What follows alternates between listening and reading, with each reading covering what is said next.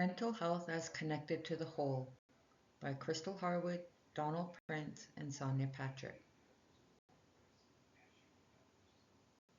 On? Can you hear me? I'm reading our textbook for our IHMS 120 class, and holy man, it's so captivating. The human psyche has always piqued my interest. Actually, I put it out to the universe some years back that I want to go to the UBC School of Psychology. The topics we are studying, like impacts of colonialization on indigenous peoples, is heart-wrenching work. I'm doing a reflection paper and some of the prompts hit so deep. Take, for example, one that hit real close for me was the person who comes to mind who is struggling due to the impacts of colonialization. Here I am sitting at my desk and I stop, and the person that comes to mind is me. I'm struggling, and that was handed down from my Aba, which was handed down from my Bubba, Peter Prince, from the Nagasley. He went to residential school in the Jack and finished up residential school at Kamloops Residential School. So intergenerational trauma is a huge issue for me because while reading our texts, doing group work, listening to lectures, I have to continually ground myself because due to past traumas, I have PTSD and often disassociate and shut down. However, that's not the end all be all. I use that term for all of us First Nations people. So we come from a Dejut, strong, resilient warrior bloodline. We come from the old ones they couldn't kill. Furthermore, we can stop, look at our current situation, sit with it, and decide, do I want to perpetuate this cycle of abuse, of pain, of hurt, of addiction? For me, it's a no. That vicious cycle ends with me. I want to show my sons that you can heal from multiple losses, past traumas, PTSD, and addictions in a holistic, healthy way. That being said, I have to mention on the other end of that spectrum, I will continue to love deeply and never give up on my boys, like my Abba did with us and my Baba did with my uncles and my dad. So not everything handed down was bad. There are plenty of good things that have been passed down to us from our ancestors. Thank you for listening. I wanted to end that on a kind of a positive note. Have a good night. Thank you.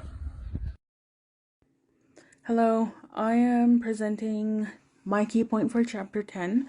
I've chosen to focus on the Indigenous women and Indigenous people in general seeking mental health services within the mainstream society.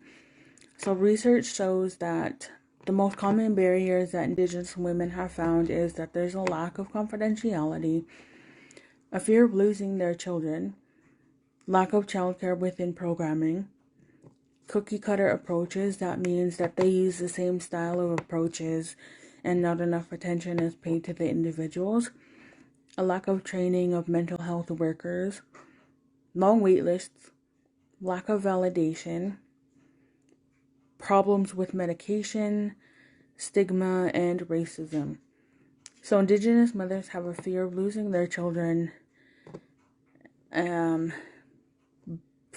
to the child welfare programs, and that fear outweighs their need for asking for help for mental health issues. And they're often very private of the medication that they take, and they're concerned with being viewed as addicts or being reported to child welfare. When asking for help for mental health workers, these workers automatically assume that their challenges came from substance misuse, when these people that have been asking for help have been clean or sober. And that is a prime example of how the mainstream society stereotypes Indigenous people. We need to look at us Indigenous people as human beings. We are not aliens. We are human. We have blood just as you do. We have different ways of healing. We have different ways of moving past the intergenerational traumas and the addictions. It's because of colonization that we have these addictions and mental health issues. And it's up to the mainstream to help us move forward, to help us heal from what they have done to us. And we are the product of the people that they have tried to kill. We are still here. We are still going to fight. And we are still going to be proud Indigenous people. Awitse Masai. So, with all of the excitement and updates from all of the other programs that we've been able to provide you today, I wanted to highlight one of the projects that we worked on. We ran a high-risk youth and children in care traditional camp for 1 week. And then we also did back and forth with the youth and then also the children that we're trying to prevent from being in care.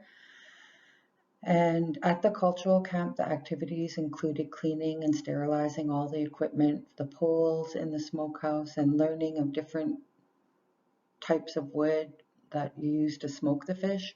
And we ultimately used alder, but the youth were taught of balsam, pine, and birch as well. And we were taught how the wood looks and where it grows and how to start the fire and how to smoke the fish and not burn the fire. They learned a lot in this process, and they smoked the poles after cleaning them. They were brought out with the HCs, and they were shared stories of origin and family history of our people and the ways of living and the high amount of hunting and trapping and community strength that was practiced by the ways of our people. Then they talked to the youth about self-care, respect, and honor, and how to groom themselves and hold themselves high. One of the highlighted topics is importance of protecting and keeping our fish thriving. And one way to do this is stream cleaning. So they hiked up 24 kilometers and they got to clean up the streams up Nilkikwa on the west side of Tsetezli. And they also were taught about the respect and honor and power of guns and to never disrespect this. They all got to shoot a target down the falls. And this was the highlight of the stream clean trip for the youth. The HC were proud and said they were all great shots and hit in right on target. They also stressed that they were impressed that the HCs could hike up that high and how tiring it was, and that they didn't want to quit because if the hereditary chiefs were still moving, they're a lot younger and they were embarrassed to try and give up. So they said that they had to keep up with the hereditary chiefs. They started sharing about how it opened up the importance of meeting with other communities down the streams and down the waters to ensure that they work together to have the safe return of fish. During this experience, one of the youth shared how they learned the importance of caring and protecting our elders and knowledge holders. They packed their elders around like kings, and they did not even let them wet their feet when getting off the boat, and always held their hands. And they learned that it is important to listen when elders are talking, and it really showed in their group discussions. When an elder spoke, the youth listened. They also had many questions for elders and just wanted more and more. They were asking for hunting programs, and they also asked if they were able to have wood building classes where they can learn how to build stuff. During the camp, the youth got to work with wood, nails, hammers, drills, screws, saws, files, and they also had Leno cutting with the saw. Any amount of wood for them. They loved this, and they said they would love to have a wood class where they can learn how to make projects. And they said they could make things for people. They were so excited. They also did a challenge of swimming across the current of the river. They all wore life jackets and they swam against the current. This was a skill test, and they made the hereditary chiefs proud because they successfully did this. They woke up at 6 a.m. each day, and breakfast was made, and we had cooks, cleaners, and jacks of all trades, Jills of all trades, who rotated the responsibilities of cooking and cleaning. The youth cleaned their own plates, and they learned how to be clean. The net was set each evening, and we were catching 30 to 40 fish each set, so we started making be, the dried fish, and then strips, and then the half smoked, then the canned fresh, and the frozen fresh. Each participant got a case of fresh and half smoked, and they all divided it equally amongst the bit and the strips, with the half smoke as well. There was a bear that broke into the smokehouse and stole 3 trays of their strips, which set the group back in getting strips, but Leno repaired the smokehouse, and we set another net to replace the used strips. They got 3 trays replaced, and this gave them 2 bags each.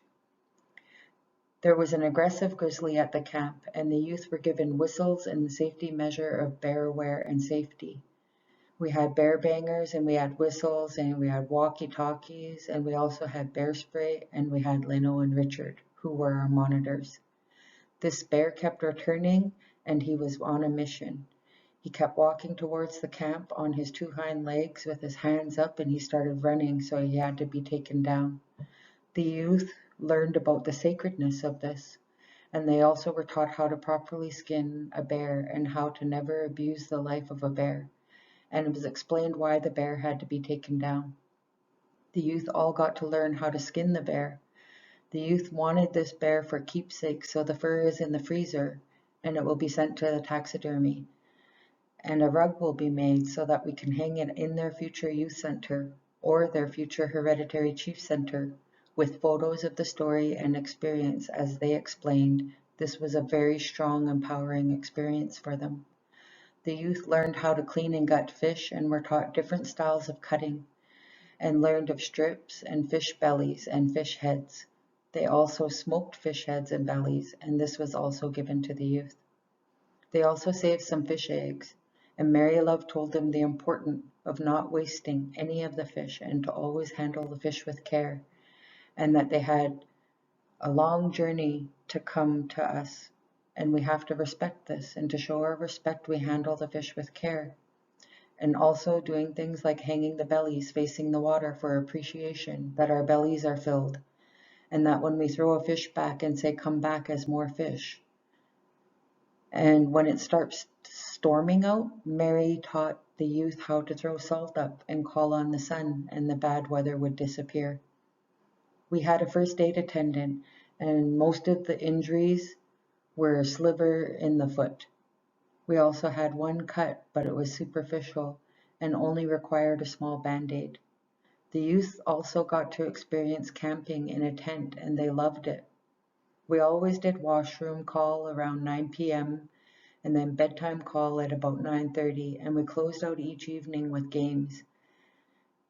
And the youth got to play Capture the Flag, a team building game where they would have to work together to win. And they also played card games and verbal memory games. They were all very smart and they loved it. One game is a 1 to 10 game, and each number has a long sentence, and they have to remember it in sequence, and they completed this successfully. The youth all displayed willingness to work together, and they built strong relationships, and they said they wish they had more of this. They also asked if they can do this more. They said they want to work with the hereditary chiefs more, and it was fun being on the land and learning from them. They loved every moment of it. They had so much that was taught to them in the span of 1 week, and they all didn't want to go home. They said that their lives were filled with memories and land-based connection and cultural connection and learning.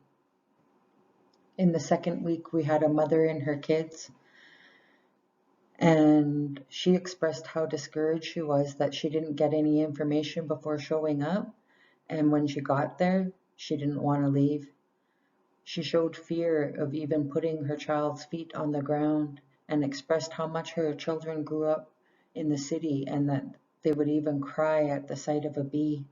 By the end of the camp, the children were jumping off of the dock, they were running across the yard on bare feet, and they were just enjoying being kids.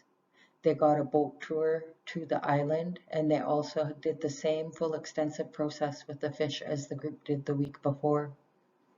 They got visits from hereditary chiefs every day, and the mother was excited to learn of her origin and her family history and to learn of the history of our people. She got to do fish for everybody. All of her winter supplies, she brought all of that fish home. But she also shared how she is excited that her kids got to connect and they got to open up. And she said she would recommend this for anybody and wants this type of program to be running year round, and expresses that she would like to see the smokehouses expand all the way down the river. This is just one of the projects that we ran through preventions, and I wanted to highlight it for you guys to show you that our team is committed and that all of the information that we collect through jurisdiction is going to good work. Masaicho. So this is our summary of mental health as connected to the whole, chapter 10. So we've shown you that impacts of colonialism are heart-wrenching.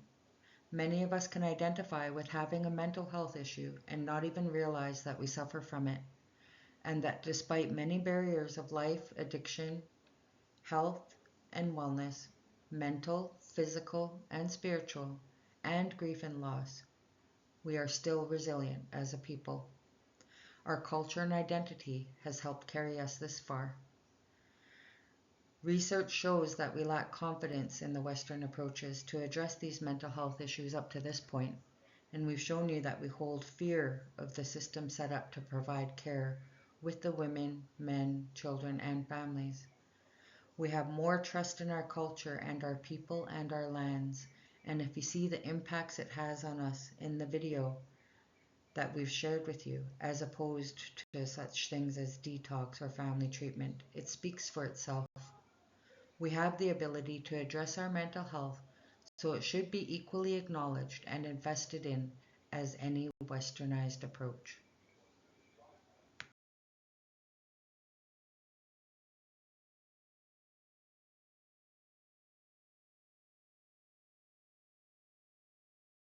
Thank you all for listening to our presentation. I really hope you enjoyed it. We have a few questions. First being, do you feel that you have been impacted with mental health factors? And if so, what do you feel was the cause of these? Was it through impacts of colonialism? Second question, do you think you would prefer a cultural approach to healing, or would you prefer the Western approach? Let us know. Thank you.